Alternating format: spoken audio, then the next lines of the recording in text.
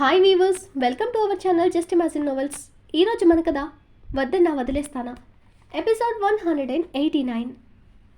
అన్నయ్య అంటూ ఏడుపు గొంతుతో చెప్తున్న స్నేహ వాయిస్ వినగానే కార్ని పక్క కాపి, స్నేహ నువ్వు బానే ఉన్నావా, నీకేం కాలేదు కదా నాన్న అని కంగారుగా అడిగాడు రుద్ర. అప్పుడే స్నేహ దగ్గరకు సెక్యూరిటీ చేరుకుంది. అన్నయ్య వాడెవడో నన్ను నన్ను అంటూ ఏడ్చేసింది స్నేహ. స్నేహ కామ్ డౌన్ నాన్న, నేను వస్తున్నా, సెక్యూరిటీ ఉందా అని అడుగుతూ కార్ స్టార్ట్ చేసి ఫాస్ట్గా పోనిచ్చాడు ముందుకు రుద్ర. హా అన్నయ్య, ఇప్పుడే వచ్చారు, కానీ లోపల వాడితో ఆర్యన్ ఫైట్ చేస్తున్నారు, నాకు భయంగా ఉంది, అతన్ని ఏం చేస్తాడో వాడు అని వెక్కుతూ చెప్పింది స్నేహ. డోంట్ వరీరా, ఆర్యన్ చూసుకుంటాడు, నువ్వు జాగ్రత్త అని ఫోన్ కట్ చేసి అరగంట పట్టే దూరాన్ని 10 నిమిషాల్లో రీచ్ అయ్యాడు రుద్ర. హోటల్ ముందు కార్ అలాగే వదిలేసి స్నేహ కోసం లిఫ్ట్లోకి పైకెళ్లాడు రుద్ర. లోపల బసవని ఆర్యన్ బాగానే నిలువరించాడు. సెక్యూరిటీ కొంతమంది స్నేహ దగ్గర ఉంటే మిగిలిన వాళ్ళు బసవ మీదకు వెళ్లారు. వాడిలాంటి క్రూరుడు న్యాయంగా ఫైట్ చేయడు కదా. ఆర్యన్ని వెనక దెబ్బ తీయడానికి చూశాడు. అతని దెబ్బకి కింద పడిన ఆర్యన్ తన ఫ్రెండ్ ఫ్యామిలీని వాడు ఎలా నాశనం చేశాడో గుర్తురాగానే కసిగా పైకి లేచి వాడి కాళ్ళ మధ్యలో బలంగా తన్నాడు. వాడికి భూగోళం బద్దలై నొప్పితో మెలకలు తిరగడం చూసి కసిగా వాడి వెన్ను మీద బలంగా కాలితో కిక్కిచ్చాడు ఆర్యన్. బసవ నిలువరించుకోలేక నేలపై పడిపోయాడు. అప్పుడొచ్చారు సెక్యూరిటీ. బసవని లేపి పట్టుకున్న సెక్యూరిటీని చూసి వాడిని వదలండి అని ఆర్యన్ చెప్పగానే వదిలేసి పక్కన నిలబడ్డారు. ఆర్యన్ వాడి జుట్టు పట్టి వెనక్కి వంచి, ఎరా నీ కాడదంటే అంతలుసా, నీ బాస్కి ఎవరడ్డొస్తే వాళ్ళని చంపి వాళ్ళ భార్యల్ని కిరాతకంగా అనుభవించి చంపుతావా, అంత పోటుగాడివి ఒక్క దెబ్బకే కూలబడ్డావేంట్రా అంటూ వాడి గుండెల మీద రిప్స్ని తన పంచ్లతో కసి తీర్చుకున్నాడు ఆర్యన్. రుద్ర వచ్చేసరికి స్నేహ కాస్త సెట్ అయి కనపడింది. అన్నం చూడగానే ఏడుస్తూ వెళ్ళి హత్తుకుంది. బాగా భయపడిందని అర్థమై, నీకేం కాలేదు కదన్నా అని ప్రేమగా అడిగాడు రుద్ర. టైంకి ఆర్యన్ వచ్చి కాపాడారు, తిను కూడా నాకు మెంటలీ చాలా సపోర్ట్ ఇచ్చిందన్నయ్య అంటూ అదితిని చూపించింది స్నేహ. థ్యాంక్స్ అదితి అన్నాడు రుద్ర. మీరు చేసిన దాంతో పోలిస్తే నేను చేసిందేమీ లేదు రుద్ర గారు, థ్యాంక్స్ చెప్పి నన్ను గొప్పదాన్ని చేయకండి అంది అదితి. అప్పుడే రూమ్లో నుండి పెద్దగా ఆర్యన్ వాయిస్ వినపడి వాళ్ళని వదిలి లోపలికి వెళ్ళాడు రుద్ర. అక్కడ బసవని చూడగానే రుద్ర రక్తం మరిగిపోయింది. తన చెల్లి మీద చెయ్యి వేయబోయాడు. ఇక వాడికి కోలుకోలేని శిక్ష వేయాలని డిసైడ్ అయిన రుద్ర ఎవరికో ఫోన్ చేసి ఏదో తెమ్మని చెప్పాడు. ఆర్యన్ మాత్రం వాణ్ణి కొడుతూనే ఉన్నాడు. రుద్ర సైలెంట్గా చూస్తూ నిలబడ్డాడు వాళ్ళని. ఆర్యన్ కొట్టే దెబ్బలు బయటకు కనపడవు, కానీ వాడి బాడీలోని పార్ట్స్ అన్నీ డ్యామేజ్ అయిపోయాయి. పోలీస్ కదా, టెక్నిక్ యూజ్ చేశాడు ఆర్యన్. రుద్రని చూడగానే బసవకు అర్థమైపోయింది, ఇక తన చావు ఎవరు ఆపలేరని. ఏదో చేద్దామనొచ్చి తానే బలవ్వడం వాడికి మింగుడు పడ్డం లేదు. పారిపోయే ఛాన్స్ కూడా లేకుండా చేశాయి ఆర్యన్ కొట్టిన దెబ్బలు. కాసేపటికి ఒక బాక్స్ తెచ్చిచ్చాడు అలెక్స్. దాన్ని ఓపెన్ చేసిన రుద్ర అందులోని సిరెంజ్ బయటకు తీసి, ఆర్యన్ వెయిట్, వాడిని ఎంత కొట్టినా వాడు చేసిన వాటికి సరిపోదు, ఇప్పటికిప్పుడు చంపేసిన వాడికి నొప్పి కాసేపే తెలిసేది, ఆ శిక్ష చాలదు అంటూ కింద పడి మూలుగుతున్న బసవ ముందు ఫ్యాన్ పైకి లాక్కుని పాదాల మీద కూర్చుని రుద్ర చేతిలోని సిరెంజ్ నిండా ఉన్న ఏదో మెడిసిన్ వాడి బాడీలోకి ఇంజెక్ట్ చేశాడు. అది అడ్డుకునే అవకాశం కూడా రుద్ర ఇవ్వలేదు. భయంగా, ఏం చేసావురా నన్ను, కావాలంటే ఇప్పుడే చంపే అని భయంతో వణికిపోయాడు వాడు. నిన్ను ఒక్కరోజులో చంపనురా, నువ్వు చేసిన పాపాలకి చావు చాలా చిన్న శిక్ష, నీ చేతిలో నరకం అనుభవించి చనిపోయిన వాళ్ళ ఆత్మలకి శాంతి చేకూరాలి, ఇకపై నీకు నరకం అంటే ఎలా ఉంటుందో చూస్తావు, నేనిప్పుడు ఇచ్చిన ఈ ఇంజెక్షన్ వల్ల నువ్వు క్షణక్షణం చస్తూ బ్రతుకుతావు, కానీ పూర్తిగా చావలేవు, నీ ఒంట్లో జరిగే రియాక్షన్కి నువ్వు స్పందించలేవు కూడా అని సైడ్ స్మైల్ ఇచ్చాడు రుద్ర. వద్దు వద్దు, నాకు ఆ బాధ వద్దు, నన్ను ఇప్పుడే చంపాయి అని నీరసంగా రుద్ర కాళ్ళు పట్టుకున్నాడు బసవ. కానీ రుద్ర వాడిని గొంగలి పురుగుని విదిలించినట్టు విదిలించి అలెక్స్ని చూశాడు. ఆ చూపులో ఏం చేయాలో అర్థమైన అలెక్స్ తన వాళ్ళను పిలిచి బసవని అక్కడి నుండి లాక్కు వెళ్ళిపోయాడు. ఆర్యన్కి కూడా రుద్ర చేసింది కరెక్టే అనిపించి అడ్డు చెప్పలేదు. రుద్ర కృతజ్ఞతగా ఆర్యన్ని హక్ చేసుకుని, ఇవాళ నువ్వు చేసిన హెల్ప్తో జీవితాంతం నీకు రుణపడిపోయాను. ఒక్క థ్యాంక్స్తో ఆ రుణం తీరదు ఆర్యన్ అని ఎమోషనల్ అయ్యాడు రుద్ర. అంత మాట అనకండి రుద్ర, మీరు మంచివారు. మీలాంటి వాళ్ళకి హెల్ప్ చేసే అవకాశం వచ్చినందుకు నేను హ్యాపీగా ఫీల్ అవుతున్నా. బట్ ఇలా జరగడం మాత్రం నచ్చలేదన్నాడు ఆర్యన్. లీవ్ ఇట్ ఆర్యన్, ఈ విషయం బయటకు రానికూడదు అని చెప్పి చెల్లిని తీసుకుని రుద్ర వెళ్ళిపోయాడు అక్కడి నుండి. తర్వాత బసవని తన సీక్రెట్ ప్లేస్లో పెట్టి వాడి బాడీ డ్యామేజ్ అవ్వడం చూస్తూ తన మనసులోని మంటని చల్లార్చుకున్నాడు రుద్ర. ఇక వాడు లేచి ఏమీ చేయలేడనిపించిన తర్వాత ఏ అడవిలో అయితే వాళ్ళ అతిథిని కిడ్నాప్ చేసి దాచారో ఆ అండర్ గ్రౌండ్ దగ్గర వాడిని పడేసి రమ్మన్నాడు రుద్ర తన మనుషుల్ని. మలేషియా నుండి వచ్చిన గిరీష్కి బసవ కనపడడం లేదని అతని మనుషులు చెప్పడంతో వెతికించాడు. చివరికి బసవ చావు అంచుల్లో ఉండగా దొరికాడు. కానీ ఇలా చేసింది ఎవరని చెప్పడానికి అప్పటికే వాడి నోరు కూడా పడిపోయి వికృతంగా మారిపోయింటాడు బసవ. గిరీష్ కదంతా రుద్ర పని అని అర్థమవుతుంటే పగతో రగిలిపోతూ రుద్ర ఫ్యామిలీలో అందరినీ ఒకేసారి చంపేయాలని సైలెంట్గా ప్లాన్ చేస్తూ ఉన్నాడు. బెంగళూరు అటాక్ వెనుక ఉంది కూడా గిరీషమే. ఆ రౌడీలను ఊసిగొల్పి వెనక చోద్యం చూశాడు. ఎప్పుడైతే రుద్ర తిరిగి అటాక్ చేసి వాళ్ళను చంపేశాడో ఇక ఇలా కాదని మరో ప్లాన్ రెడీ చేశాడు. చూడాలి ఇప్పుడు గిరీశం నెక్స్ట్ స్టెప్ ఏంటి అనేది. ప్రజెంట్ సన్నీ, నువ్వు వాడితో ఎందుకు మాట్లాడుతున్నా అని స్కూల్ గ్రౌండ్లో తన క్లాస్మేట్తో మాట్లాడుతున్న సన్నీ దగ్గరకు వచ్చి బన్నీ కోపంగా అడిగాడు. వీడు కూడా మనతో ఆడతాడంట బన్నీ, మన టీంలో చేర్చుకుందామా అని క్యూట్గా అడిగింది సన్నీ బన్నీని. కానీ బన్నీ తక్కున నో, మన టీంలో మనమే ఉండాలి, ఎవరు వద్దు అని కరాఖండిగా చెప్పేశాడు బన్నీ. వాడు అమాయకంగా చూస్తూ, నేను మీకు మంచి ఫ్రెండ్ అవుతా, ప్లీజ్ నన్ను కూడా ఆడించుకో బన్నీ అన్నా అని దీనంగా అడిగాడు.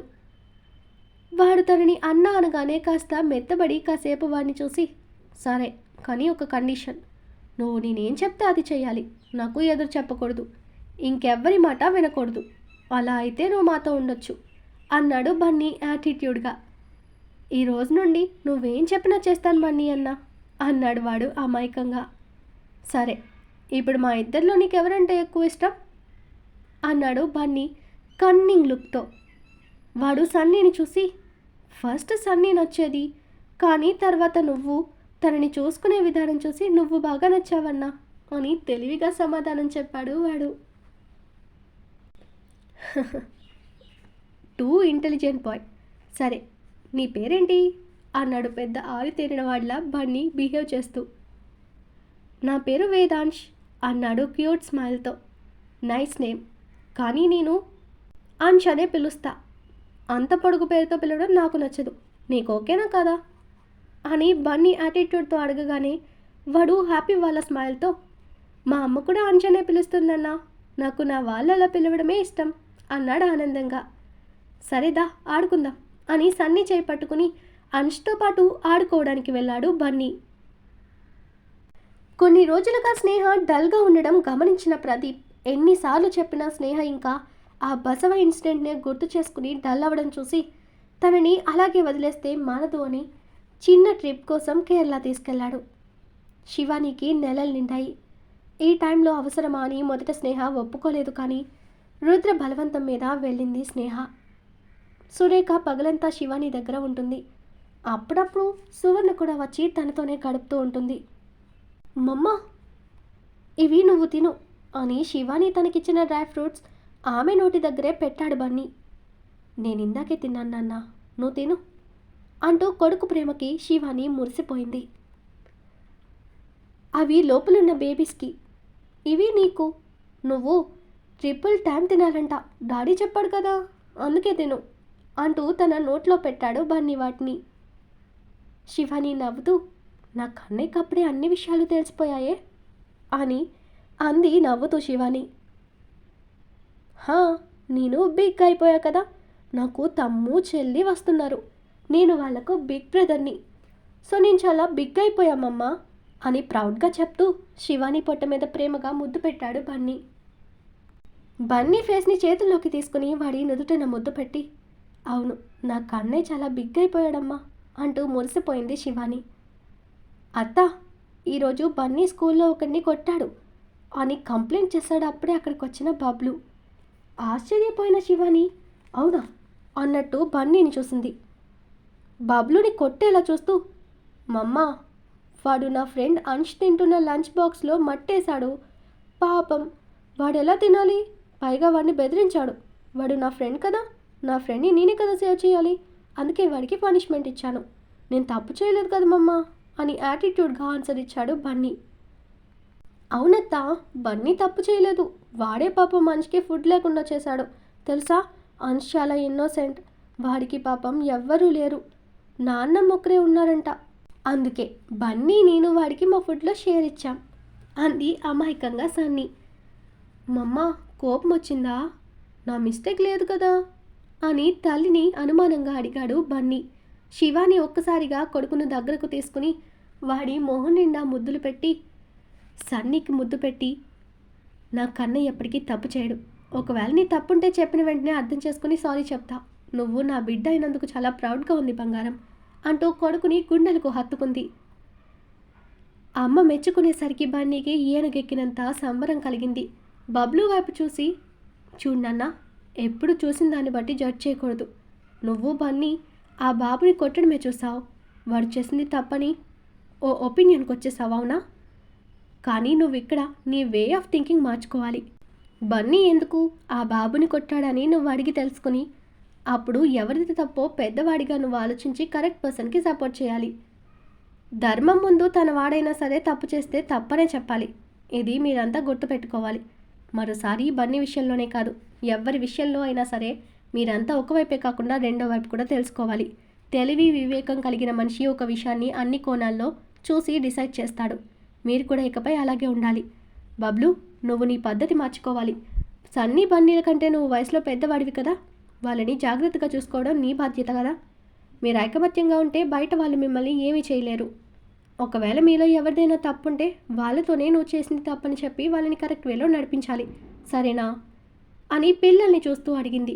మై మమ్మ is always correct. Love you మమ్మ, నువ్వు చెప్పింది చేస్తాను అన్నాడు బన్నీ. బబ్లు కూడా శివానికి మాటిచ్చాడు. సన్నీ యాజ్ యూజువల్గా బన్నీ బట్టలోనే నడుస్తుంది. ముగ్గురిని హత్తుకుని వదిలి, పదండి తినడానికి ఏదైనా చేయమని వరం ఆంటీకి చెప్దాం అని కిందకు వెళ్ళడానికి డోర్ వైపు తిరిగింది శివాని. రుద్ర డోర్లో హ్యాండ్స్ ఫోల్డ్ చేసుకుని అక్కడే నిలబడి వాళ్ళనే చూస్తూ ఉన్నాడు. డాడ్ అని బన్నీ, మావయ్య అని సన్నీ ఇద్దరు అతని కాళ్ళని చుట్టేశారు. ఇద్దరిని రెండు చేతులతో లిఫ్ట్ చేసి వాళ్ళు పెట్టిన ముద్దుకి నవ్వుతూ ఇద్దరికి ముద్దు పెట్టి బబ్లు దగ్గరకు వచ్చి నవ్వుతూ వాడిని చూడగా వాడు కూడా రుద్ర నడుము చుట్టూ చెయ్యేసి నవ్వుతూ హత్తుకున్నాడు బబ్లు. ఏంటి రోజు నా భార్యమని పిల్లలకి మంచి మోటివేషన్ క్లాస్ ఇస్తుంది అని రుద్ర కళ్ళెగరేశాడు శివానికి. శివాని దానికి నవ్వి, విన్నావా అని అంది. కిడ్స్ మీకోసం కింద స్నాక్స్ వరం దగ్గర ఇచ్చాను, వెళ్ళి తినండి అని వాళ్ళని కింద కొదిలాడు రుద్ర. ముగ్గురు హ్యాపీగా బాయ్ చెప్పి కిందకు వెళ్ళిపోయారు. వాళ్ళు వెళ్ళగానే శివానీని వెనక నుండి హత్తుకుని తన బంప్ మీద నిమురుతూ ఆమె మెడ మీద ముద్దు పెట్టి పిల్లల్ని ఎలా ఉండాలో చాలా బాగా చెప్పావు శివ అన్నాడు మెచ్చుకోలుగా రుద్ర శివానీని. అతనికి అనుకూలంగా మెడ వంచి, ఏదో నాకు తోచింది చెప్పాను అంది శివాని అతనితో. ఫ్రూట్స్ తిన్నావా లేదా అని అడిగాడు ముద్దులు పెడుతూనే. జ్యూస్ కూడా తాగాను, నువ్వు ఫ్రెష్ అవ్వు, నీకు కూడా కాఫీ పంపమని వరం ఆంటీకి ఫోన్ చేస్తాను అంటూ రుద్రకు దూరం జరగాలని చూసింది శివాని. ఆమెని అలాగే హోల్డ్ చేసి, నాకిప్పుడు హనీ కావాలి అని రుద్ర గారంగా అంటుంటే అతను హనీ అని దేనికంటున్నాడో అర్థమై, ఇప్పుడు కాదు నైట్ అని చిన్నగా సిగ్గుపడుతూ అంది శివాని. నో, నైట్ది నైట్కి, ఇప్పుడిదిప్పుడే అంటూ ఆమెని ముందుకు తిప్పుకుని తన మెడ వెనక చెయ్యేసి ఆమె పెదాలని తన పెదవులతో మూసేశాడు రుద్ర. ఆర్యన్ ఫ్లాట్కొచ్చిన అతిథి లోపలికి వెళ్ళి హాల్లో ఎవరూ లేకపోవడంతో నేరుగా బెడ్రూమ్లోకి వెళ్ళింది. అప్పుడే స్నానం చేసే టవల్ నడుముకు చుట్టుకుని మరో టవల్తో తల తుడుచుకుంటున్న ఆర్యన్ తన రూమ్ డోర్ ఓపెన్ అవ్వగానే అటువైపు చూశాడు. బేర్ బాడీతో దర్శనమిచ్చిన అతన్ని చూసామే టక్కున వెనక్కి తిరిగిపోయి, సారీ నేను హాల్లో ఉంటాను అని ఎలా వచ్చిందో అంతే ఫాస్ట్గా బయటకు వచ్చేసింది అతిథి. ఆమె అవస్థకి ఆర్యన్ నవ్వుకుని డ్రెస్అప్ అయి హాల్లోకి వచ్చేసరికి పనామిచ్చిన కాఫీ తాగుతుంది అతిథి. అతనికి కూడా కాఫీ ఇచ్చి ఆవిడ పనిలో బిజీ అయిపోయింది.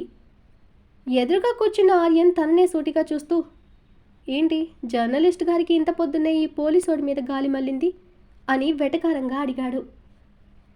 ఓయ్ గాలి గిలి ఏం లేదు, ఇటు వెళ్తూ దారిలో మిమ్మల్ని ఒకసారి పలకరించిపోదామని వచ్చాను, ఏం రాకూడదా అంది గీరగాతిథి.